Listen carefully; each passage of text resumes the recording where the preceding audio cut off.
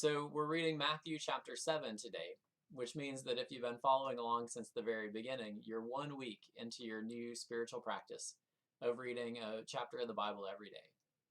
I'm reading from the New Revised Standard Version. I'll give you just a minute to find Matthew chapter 7. Do not judge, so that you may not be judged.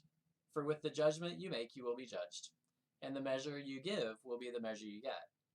Why do you see the speck in your neighbor's eye, but do not notice the log in your own eye? Or how can you say to your neighbor, let me take the speck out of your eye, while the log is in your own eye? You hypocrite, first take the log out of your own eye, and then you will see clearly to take the speck out of your neighbor's eye. Do not give what is holy to dogs, and do not throw your pearls before swine, or they will trample them underfoot and turn and maul you. Ask, and it will be given you. Search, and you will find. Knock, and the door will be opened for you. For everyone who asks receives, and for everyone who knocks, the door will be opened. Is there anyone among you who, if your child asks for bread, will give a stone? Or if the child asks for a fish, will give a snake? If you then, who are evil, know how to give good gifts to your children, how much more will your Father in heaven give good things to those who ask him? In everything do unto others as you would have them do to you, for this is the law and the prophets. Enter through the narrow gate. For the gate is wide and the road is easy that leads to destruction, and there are many who take it. For the gate is narrow and the road is hard that leads to life, and there are few who find it. Beware of false prophets, who come to you in sheep's clothing, but inwardly are ravenous wolves. You will know them by their fruits. Are grapes gathered from thorns or figs from thistles? In the same way, every good tree bears good fruit, but the bad tree bears bad fruit.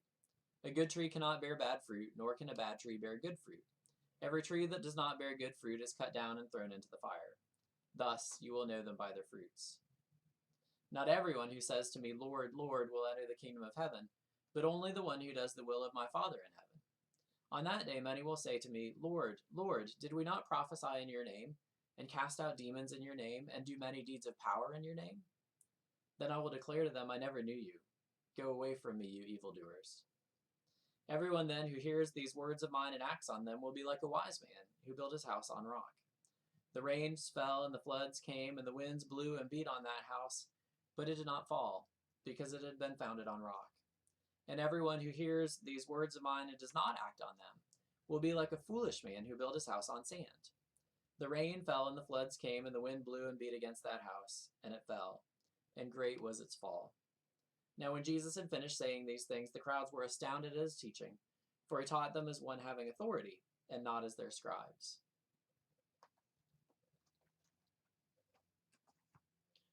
The travel restrictions that many of us are living under means that some of you may be spending a lot more time at home than you usually do, which means that some of you may be spending a lot more time with the other people who live in your house than you usually do. And judging by some of the memes that are trending on social media these days, it's not going so well for everyone.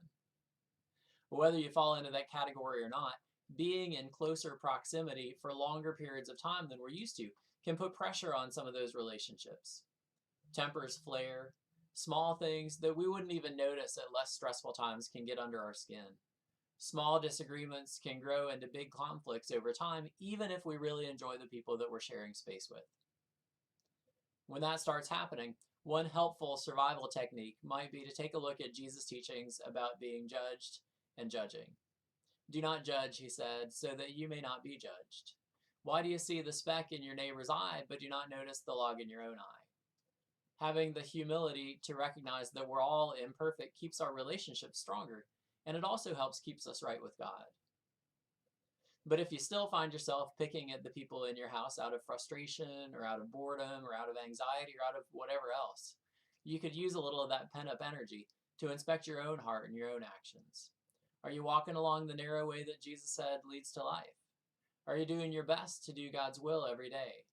Is your life founded on the solid rock of Jesus' teachings?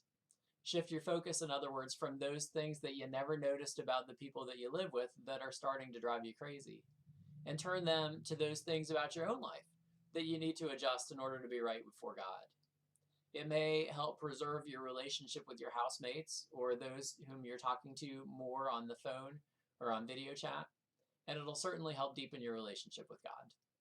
Be safe, maintain social distancing, and we'll see you tomorrow for Matthew chapter 8.